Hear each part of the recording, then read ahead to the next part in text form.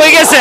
Hasina India গেছে, মোদির কাছে পলাইছে রে, পলাইছে শেখ হাসিনা, পলাইছে মোদির কাছে গেছে হাসিনা, শেখ হাসিনা পলাইছে, পলাইছে রে, পলাইছে, পলাইছে, পলাইছে, পলাইছে। দর্শক, আমরা দেখতে পাচ্ছি এই মুহূর্তে হাজার হাজার লাখো লাখো জনতা উত্তরা হাউস বিল্ডিংয়ে অবস্থান করছে।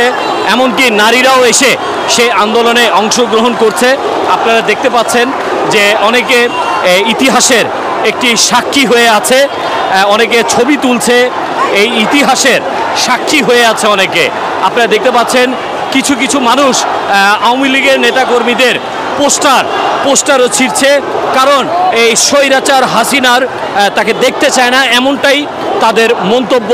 দর্শক, আমরা দেখতে পাচ্ছি শেখ হাসিনার কোনো ধরনের চিহ্ন বাংলাদেশে রাখতে চায় না, এমনটাই ছাত্র জনতা তারা এই কাজটা।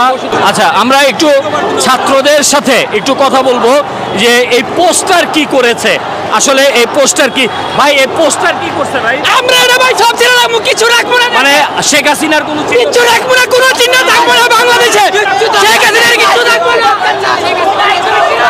শেখ হাসিনা দেশ ছেড়ে বলাইছে, শেখ হাসিনা দেশ ছেড়ে বলাইছে। আমরা এই দেশ আবার স্বাধীন করলাম, আবার আমরা এই দেশ স্বাধীন করছি, আবার হবে। 1952 সালে ছাত্ররা স্বাধীন করছে, এইবারে ছাত্ররা স্বাধীন করে দেখাই দিল বাংলাদেশ ছাত্ররা কি পারে। আমরা 2024-এ আর একবার স্বাধীন করলাম। আমরা 1971 সালে একবার স্বাধীন করেছি দেশ, আবার রক্ত দিয়ে আমরা 2024 সালে বাংলাদেশকে আবার স্বাধীন করলাম। আচ্ছা, আমি দেখতে পেলাম যে এই ছাত্রটা উপরে উঠে খুব কষ্ট করে আওয়ামী লীগের পোস্টার চিরছে কেন? কারণ তারা দেশদ্রোহী, তারা দেশের জন্য কিছু করতে পারে না, সে দেশ ছেড়ে পালিয়েছে, তারা দেশ ছাড়িয়ে পালিয়েছে। এখন কোথায় গেছে সেটা তো আমরা জানি না, সবাই জানে যে সে দেশ ছেড়ে পালিয়েছে, সবাই পালাই গেছে, নেতা সব আগেই গেছে।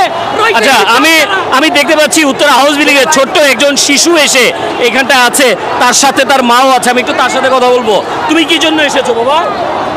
এখন এই জায়গায় আবু সাইদ নামের একটা ছেলেকে গুলি করে মারা হয়েছে, সেজন্য একদিন একটা ছোট বাচ্চা নাকি পুলিশ স্টেশনে ঘোরাফেরা করছে বলেই, কিন্তু যাকে আবু সাইদকে যে মারছে তাকে স্পষ্ট। তুমি কেন আসছো?